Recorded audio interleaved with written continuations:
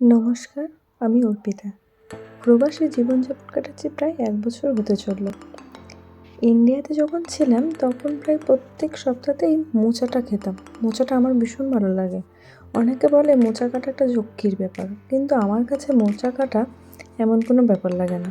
আমি যে জিনিসগুলো খেতে ভালোবাসি সেগুলো আমার কাছে তেমন কিছু মনে হয় না।